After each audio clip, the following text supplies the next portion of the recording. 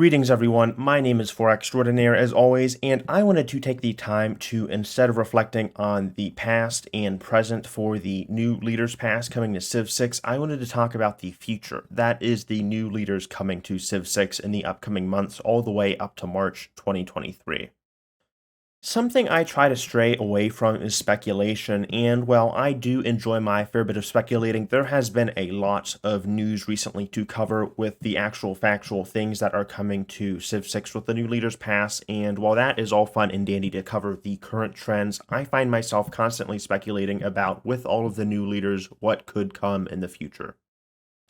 So there are 5 new packs coming to Civ 6, 6 if you already count the Diplomacy pack, but there are 2 packs in particular that I want to talk about today and focus on, and that is the Rulers of the Sahara pack and the Great Builders pack. The Rulers of the Sahara pack because they are introducing Ramses II, and then the Great Builders pack because they are introducing Ludwig II. Ramses leads Egypt, and Ludwig II leads Germany. Starting off with Egypt, I think their connection to rivers and mysticism has always been underutilized in Civ 6, and Ramses presents a great opportunity for the devs to hone back in on that. Now, I do recognize that Gathering Storm added an additional bonus to rivers in that Egypt does not take damage from their improvements, units, or districts, but I think that there could be a greater expansion or elaboration on that ability to really connect Egypt's cultural feats and traditions with their civability. I think Cleopatra has something interesting in her synergy with trade routes and gold and food, but Ramses could do a lot better, and not just by giving Egypt a basic ass buff to wonders and building construction as he did in Civ 5, which,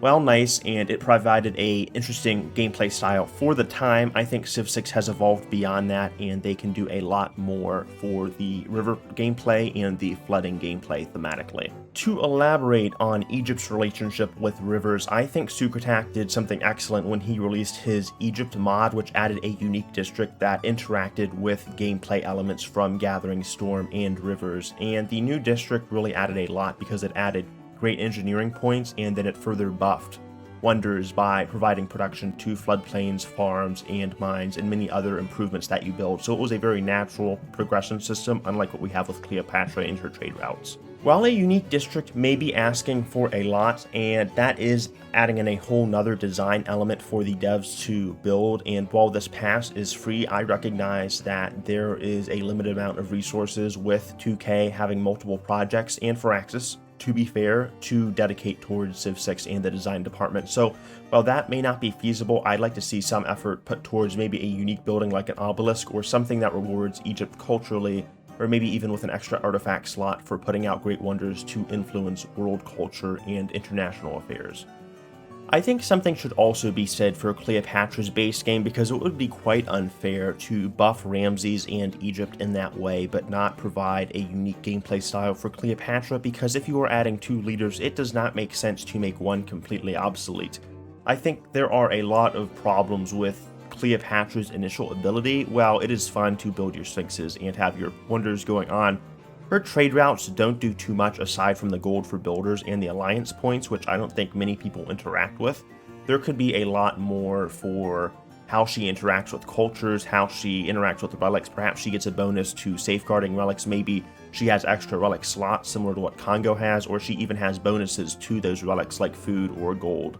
But again, it would be completely unfair with the Leader Pass and Anthology kind of capping off to not include Cleopatra in any of this. I think it is great to have 2 leaders, but they need to be distinct, they need to have flavorful abilities, and that brings me on to my next topic with Ludwig II and Barbarossa. Now, one of the reasons that I am ecstatic about seeing a new leader for Germany is not only that there are so many leader choices for Germany, but I kind of want to see something break away from the mold of the HRE and Barbarossa with his incredible push for the stereotypical German efficiency. It is no secret that Germany is an absolute powerhouse and even an S or A tier civ depending on your start and how you go about building your production hubs and industrial zones, even with your dams, which further boosted Germany to an astronomical level, I think, with Gathering Storm. But Ludwig II was an interesting character because he didn't focus on warfare. He focused a lot more on patronizing great works and great leaders and great tapestries. So I think he would fit more in the line of someone like Christina as opposed to her father, Gustavus Adolphus. If anything, unlike Ramses, the biggest struggle for Ludwig is going to be differentiating himself from Christina and her unique gameplay with her unique district, or building, I should say, with the Queen's Bibliotheca, which, for those of you who are unfamiliar, provides extra slots to her library, and then it also helps boost her government district to grant better culture yields for that and tourism. So, going to be interesting to see how they differentiate the two leaders there, but I think it is going to be quite hard for Ludwig II, and this is why I find it so fascinating, to carve out a niche that is just as strong as Barbarossa without treading too much on Christina's reigns.